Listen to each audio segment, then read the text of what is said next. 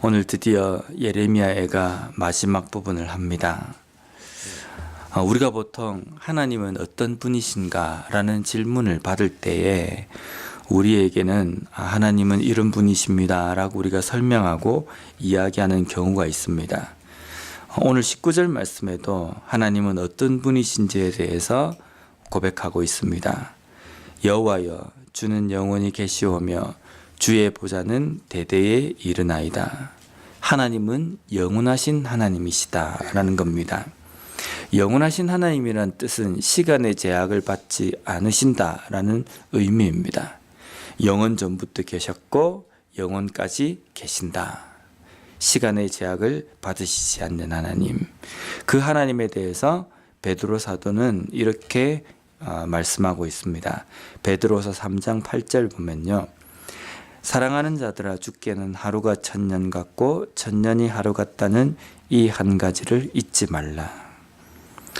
하나님께는 천년이 하루 같고 하루가 천년 같다라는 이 이야기는 시간의 제약을 받지 않으시는 영원하신 하나님이라는 뜻인데, 이것을 이야기하는 이유는 하나님은 오래 사신다, 이걸 우리에게 이야기하는 것이 아니라 하나님은 천년 전에 있는 일도 바로 오늘처럼 여기신다. 그러니까 하나님께서 우리 하나님의 백성들과 약속하신 그 언약이 아무리 오래전에 한 약속이랄지라도 하나님은 오늘처럼 그것을 생각하고 이루신다는 뜻입니다. 하나님의 신실성을 이야기하시는 겁니다. 예전이나 지금이나 변함없이 그 약속에는 신실하신 하나님이다라는 뜻입니다. 왜 이 고백을 하냐면 남유다 백성들의 입장에서 지금 당하고 있는 이 고통과 어려움이 하나님의 예언 가운데 이루어진 것이지만 하나님의 예언 가운데는 다시금 회복시켜 주신다는 그 회복의 약속도 있었기 때문에 하나님 그 회복의 약속도 잊지 마시고 하나님 이것을 꼭 우리 가운데 이루어 주십시오라는 그 고백입니다. 하나님은 변함이 없이 신실하게 우리의 삶 가운데 역사하시지만 문제는 우리가 변덕스러운 겁니다. 우리의 이 변덕은 죽을 듯이 하기 때문에 어제와 오늘이 다른 그 차원이 아니라 방금 먹었던 생각과 또 조금만 1초만 지나면 우리의 생각이 왔다 갔다 합니다. 그래서 우리가 변덕스러움에도 불구하고 이 변덕스러운 우리가 하나님의 신실성에 대해서 하나님이 마치 변덕스러운 것처럼 이야기하고 원망할 때가 있다는 겁니다.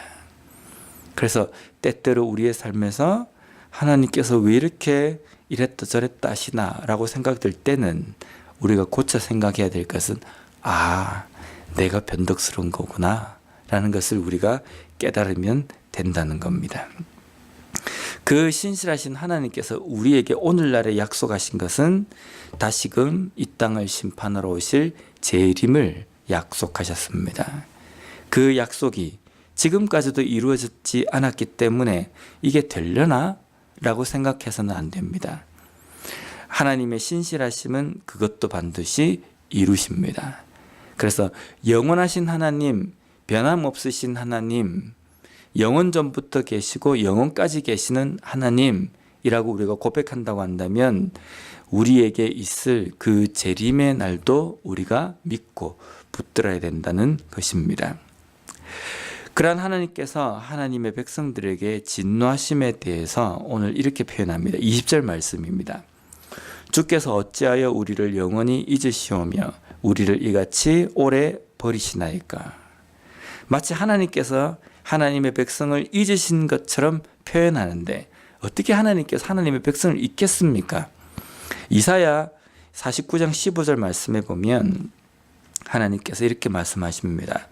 여인이 어찌 그 젖먹는 자식을 잊겠으며 자기 태에서 난 아들을 긍휼히 여기지 않겠느냐.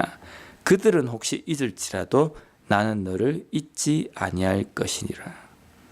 하나님의 백성은 하나님에게 잊혀진 바 되지 않습니다. 하나님은 하나님의 백성들을 결코 잊지 않으십니다. 이것이 하나님의 백성들에게 하신 하나님의 언약입니다. 오늘 이 20절 말씀에 하나님께서 우리를 영원히 잊으셨습니다.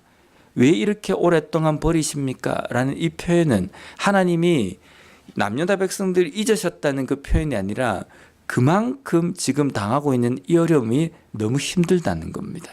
너무너무 힘들어서 이 지경까지 되었다라고 지금 남유다 백성들의 마음 가운데 고백하는 겁니다. 하나님께서 하나님의 백성들을 입에서 이런 한탄, 이런 탄식 소리가 나오도록 하시는 이유가 무엇이겠습니까? 21절 말씀에 보면 여호와여 우리를 주께로 돌이키소서 그리하시면 우리가 주께로 돌아가겠사오니 우리의 날들을 다시 새롭게 하사 옛적 같게 하옵소서. 여기 보면 옛적 같게 하옵소서라고 고백합니다. 옛적, 어느 옛적을 이야기하겠습니까? 남유다 백성들의 옛적은 하나님의 말씀에서 떠나서 자기들 마음대로 살던 것이 옛적입니다. 그럼 남유다 백성들이 다시금 그 옛적으로 돌아가게 해달라는 것이 그 옛적이 아니라 남유다 백성들이 이야기하는 옛적은 하나님의 말씀 가운데 살고 하나님의 말씀과 함께 동행함으로 말미암아 하나님의 인도하심과 보호하심, 그 가운데서 하나님의 말씀에 순종하는 삶을 살아가는 그 옛적으로 돌아가도록 해 주십시오라는 겁니다. 하나님께서 하나님의 백성들에게 진노하시고 하나님의 백성들을 징계하시는 이유는 망하게 하기 위해서가 아니라 옛적 같게 옛적으로 돌아가게 하기 위해서, 또 오늘 본문에 보면 돌이키게 하기 위해서 하나님께서 이 어려움을 주신다는 겁니다. 그래서 우리의 삶에서는 지금 현재 우리의 삶에 오는 여러 가지 고난과 고통을 잘 해석해야 합니다. 우리가 때때로 우리의 과거에 대해서 그리워하고 자랑하기도 합니다. 어떤 과거를 자랑합니까?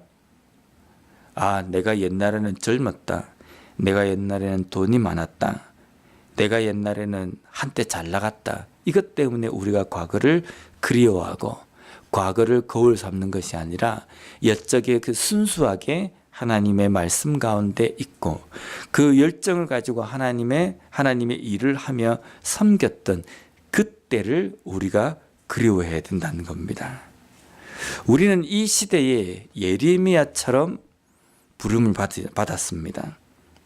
이 시대의 예레미야로 부름을 받았다는 것은 이 시대에 하나님의 말씀대로 증거하고 하나님의 말씀대로 살면서 주변에 있는 모든 사람들에게 하나님의 뜻을 나타내는 그 삶으로 우리를 부르셨다는 것도 있지만, 이 시대의 잘못된 모습을 보며 가슴을 치고 울어줄 줄 아는 선지자로 우리를 부르셨다는 겁니다. 이 시대가 보여야 합니다. 이 시대가 하나님의 말씀으로 비추어서 우리가 볼 수 있어야 합니다.